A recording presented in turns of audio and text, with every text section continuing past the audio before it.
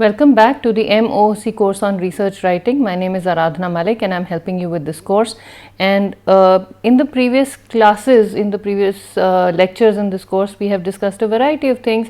We talked about what this course is all about. We talked about how you start writing, how you generate ideas, and we ended the last lecture on this slide where before you begin, you need to find out or you need to decide as to what your task is. So you need to find out what you're going to do with your writing, and in order to do that you need to plan ahead of time. Now before you actually start writing, one must also know how to get the information that one is going to write about. And a very important part of doing any kind of research is to know what has been done before. So arriving at a research question requires the knowledge of the information or knowledge that has been generated before within the same domain, and only after that can one identify the gap area, and only after that can one actually start deciding as to how to do the research. So how do we come to know what has been done before? We need to go and look for resources. We need to go and look at print media. We need to go and look at online media. And that is what we are going to do or find out how to do in this particular lecture. So let's see what we have here for you. Finding what to read. Now, when we talk about finding what to read, we have a variety of sources that we can look at in reading. So these are all print sources, these are all physical copies. So you go to the library and the various kinds of resources are there. You could have research sources, you could have popular other print resources. So when we talk about research sources, we go to the library and we look at general and specialized reference works. An example of a general reference work is an encyclopedia. An encyclopedia talks about pretty much everything. However, a specialized reference work would be an encyclopedia on, say, the ethics of communication, or an encyclopedia of communication per se, or an encyclopedia of writing per se. So that is a specialized reference work. Encyclopedia Britannica, for example, would be a generalized reference source or reference work. Then you have books. We've all dealt with books, so I'm not going to talk about those. We have scholarly journals. These days, most of the journals are coming out with online versions. However, when you go to the library, a large number of journals also publish or have published in the past. They have come out with print versions of their journals. So you will find archived copies of these old journals that are kept very safely in your library. You can go through them and you can find out the kind of research that has been done before. Then you have magazines. Now there is a difference between journals and magazines. Journals are accounts of the research that has been conducted. Journals typically combine or string together the articles, the research works that have been done in a particular discipline, in a particular stream of that discipline, in one particular issue or a series of issues. So that is how they decide as to what to put in where. Now, and these articles, these outputs are reviewed by people who are experts in the discipline, and then they are added to the journal. We talked about this in a previous lecture. Now, magazines on the other hand are opinion based. Magazine articles are articles that may have been researched, but they are the opinions of the people who are writing them, and also they are written in such a way that people who don't have any kind of research training but who have an interest in a particular topic can understand them. So they are written in a more reader friendly manner. You don't have references coming after every few words. You may be referring to old works, but the way you do it is very different, and the readability is very different from the readability of a journal. So you are talking about adding more knowledge or more information in the context of what has been done before and what could be done later, but from the perspective of a person who may not be an expert in that area. So these are magazines, and magazines may have information, they may have advertisements, they may have a whole bunch of other things. Then newspapers.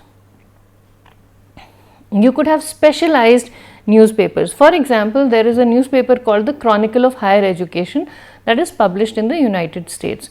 Now, during my doctoral education, I did my PhD from the US, and I was studying in this university where we had the online version of the Chronicle of Higher Education was available through the online databases of my university.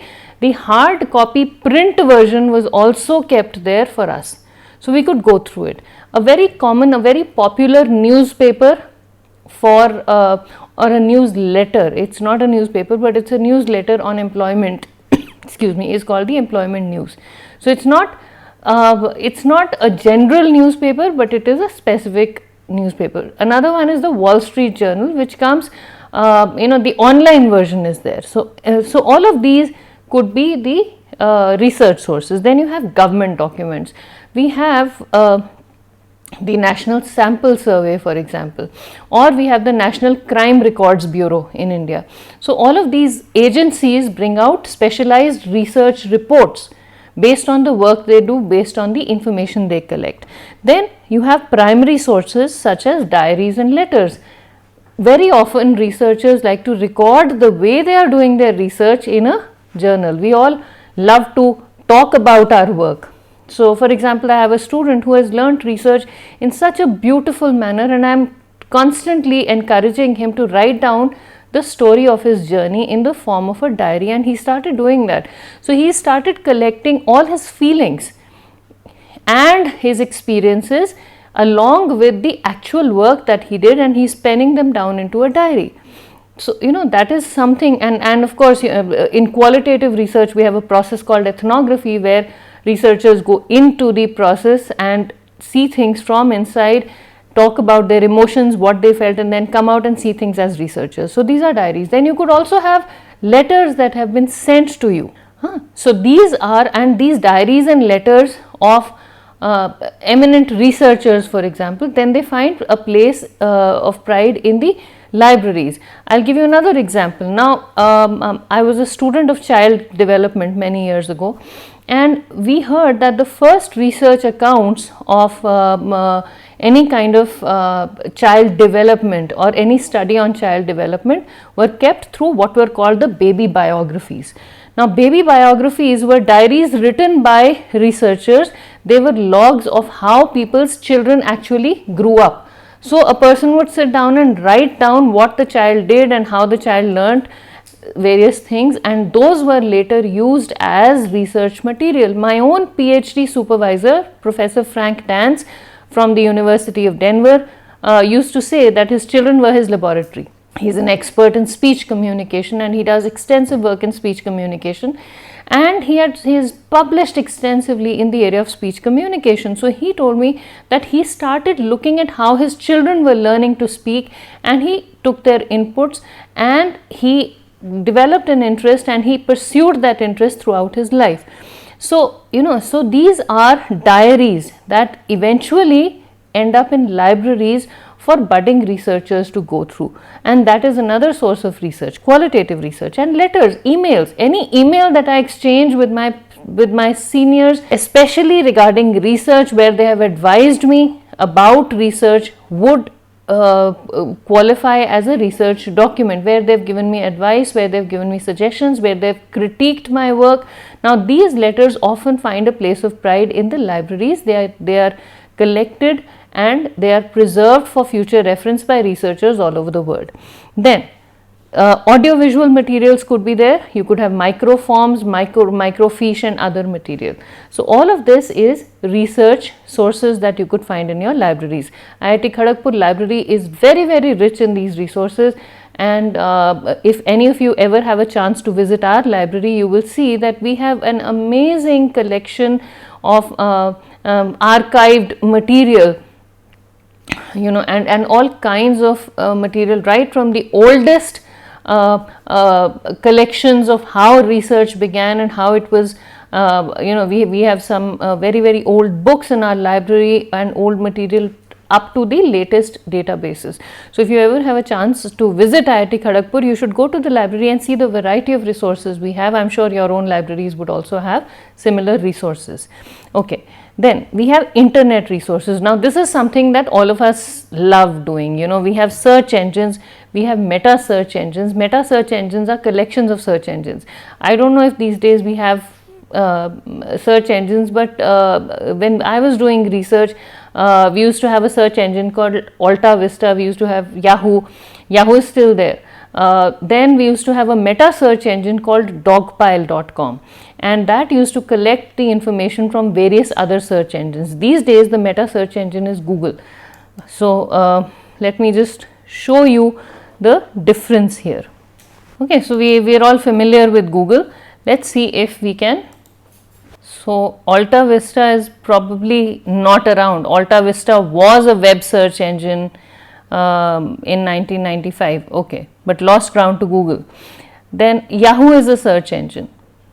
Okay, so we see Yahoo. Now when we go to Yahoo, again the idea of search engines has slowly lost its significance because the meta search engines have taken over. So let's see what we can find here, and this also gets you different papers. Google of course does this on a much larger scale. It gets information from other sources. Then we have virtual libraries, the bibliography. A virtual library, a very interesting aspect here, a very interesting virtual library here is Google Scholar. So we have a virtual library. Now here if you type in anything, you will have access to peer reviewed material.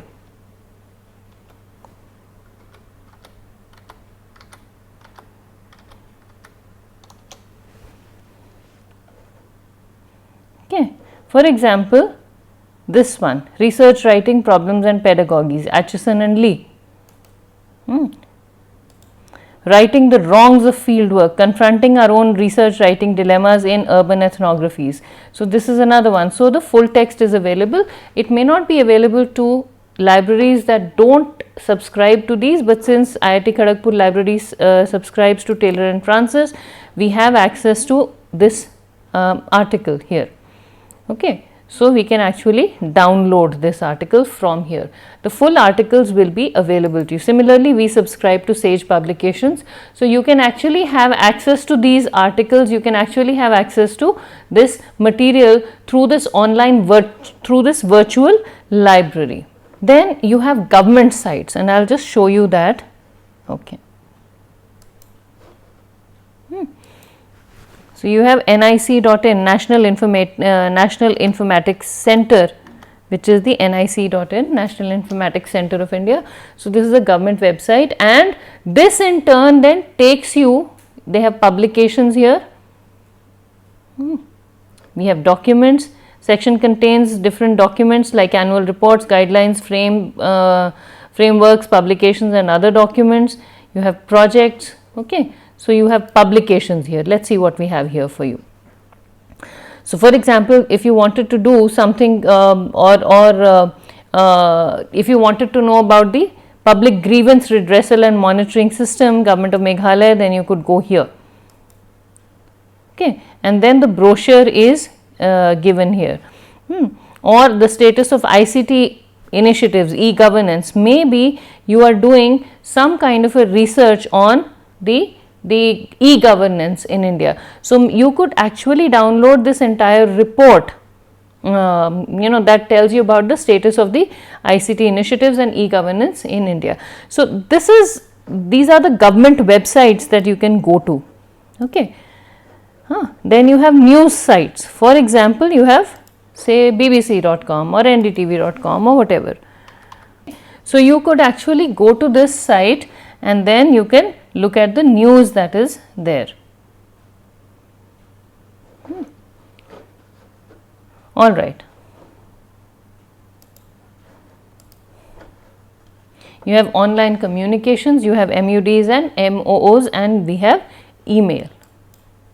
Now, other sources of research are handouts or other sources that you can look at are handouts and pamphlets and different kinds of literature from organizations in terms of brochures. You can also look at annual reports. You can get the annual reports of various organizations from the internet. Okay, then now how do you evaluate all these sources? You have access to all of these sources. How do you evaluate these sources? Select sources worth your attention. You select different kinds of sources that deserve your attention. You distinguish between primary and secondary sources. You read with an open mind and a critical eye. So you need to find out which sources deserve your attention, and then you need to distinguish between what are the primary sources, where is the data collected, how is the data being collected, what do you need to use and what do you need to, or the primary sources are where you have first hand information and where first hand information has been collected. Now primary sources would be primary for the people who have collected them. If you are using the primary sources of information, this becomes secondary data for you. However, if you go and collect data yourself, that becomes the primary data for you. So there could be organizations, for example, that look at what the National Sample Survey has done. They collect all that information, analyze it and print it out. In say Ministry of Health and Family Welfare, for example, takes the information from the National Sample Survey about different people. They also conduct a lot of primary research on their own, but if they are just talking about the number of people in a particular region, they take that information from the census, and so that becomes a secondary data source. However, if you get the raw data from the Department of Census and then generated, you've taken it from the primary source. So that is a primary source of data. For you it is still secondary. However, the National Sample Survey has collected all this information and you take the raw files and then you start working on the raw files and come up with your own analyses. That becomes the primary data source that you have tapped into. You must read with an open mind and a critical eye. You must look at the information and say, well, this makes sense, but this does not make sense. For example, we were talking to somebody the other day and somebody told us, one of our students told us that a particular organization, the banking, you have these pay portals, not PayPal but Paytm and others.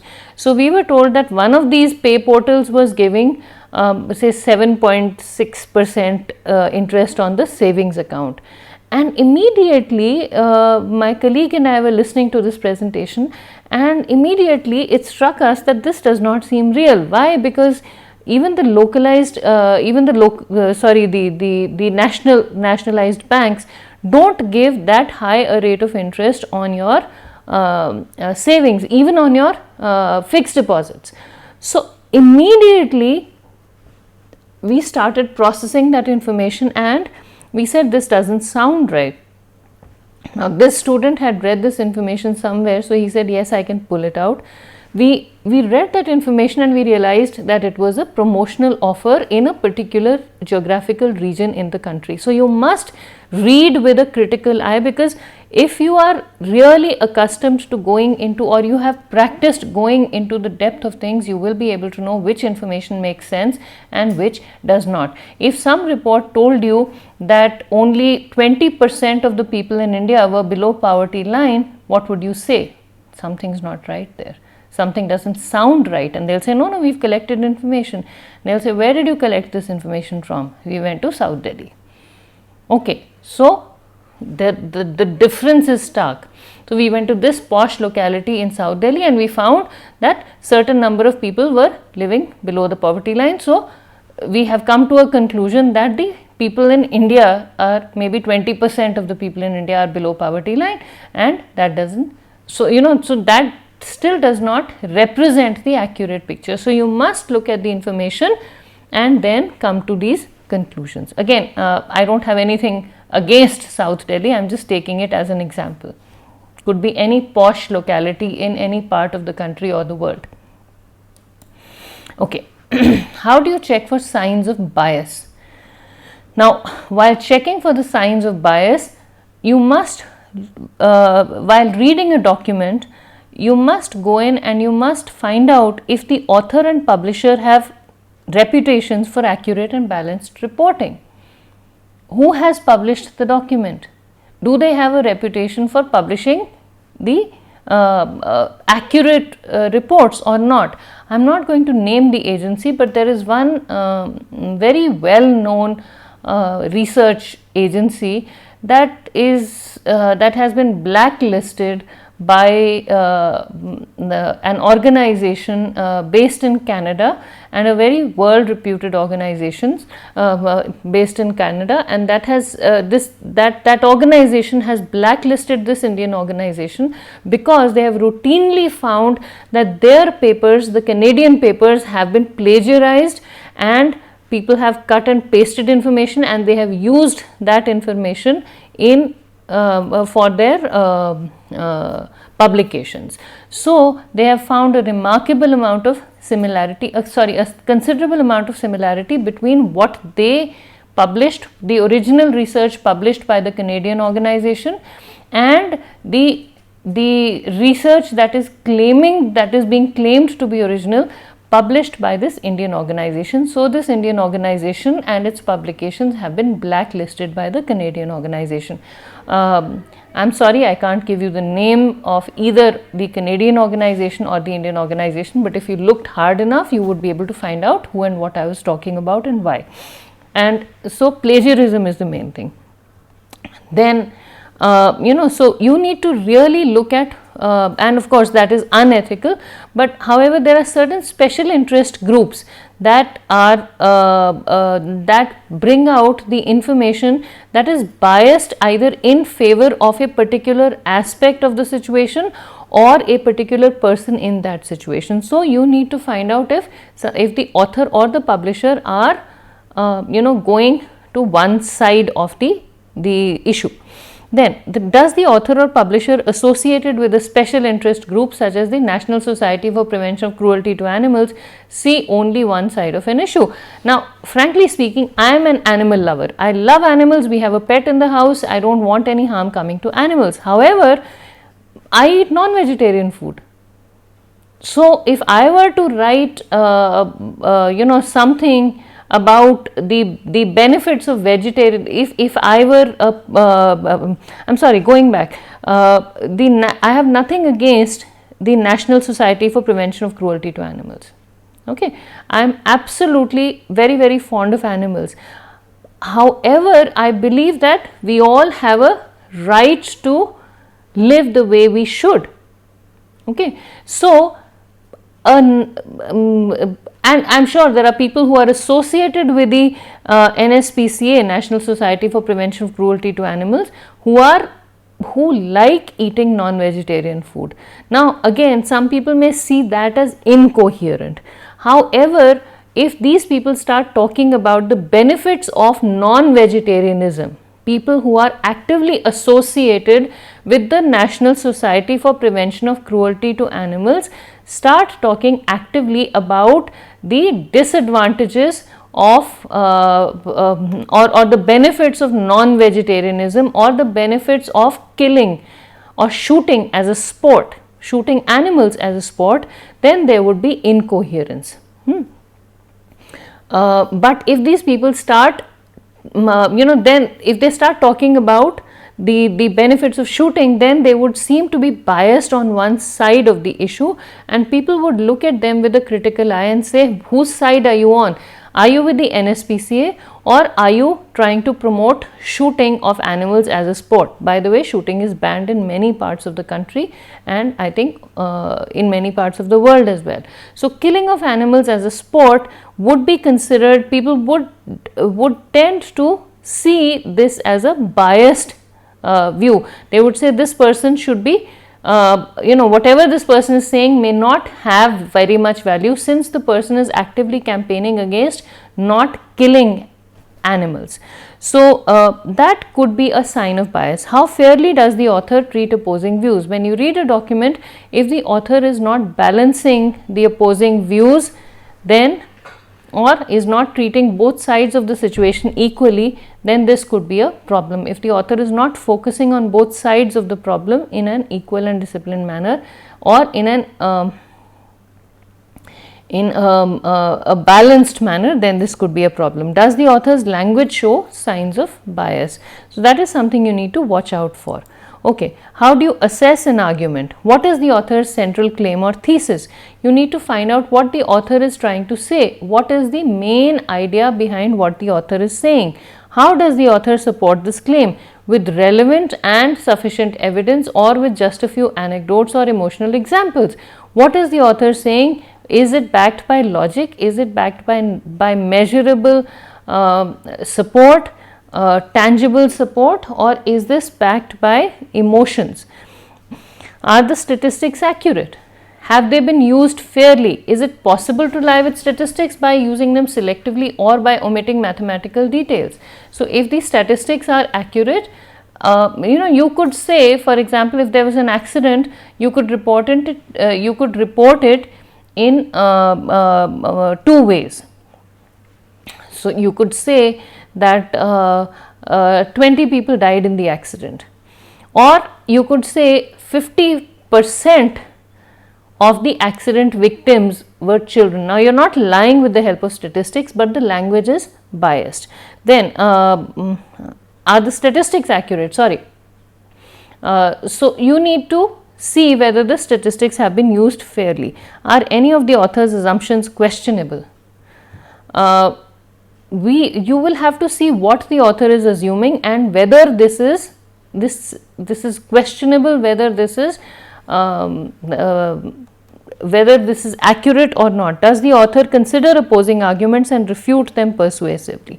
Does the author look at the other side of the story, and is the author able to acknowledge the other side of the story and still prove that whatever he or she is saying is right and accurate? Does the author fall prey to any fallacies such as hasty generalizations or faulty cause and effect reasoning? Okay. Now pay attention to the following when choosing what to read. Just a second, I'll just see how much we have here. Okay, there's a lot here. Okay. Pay attention to the following when choosing what to read. So you must pay attention to the following points when you're choosing what to read.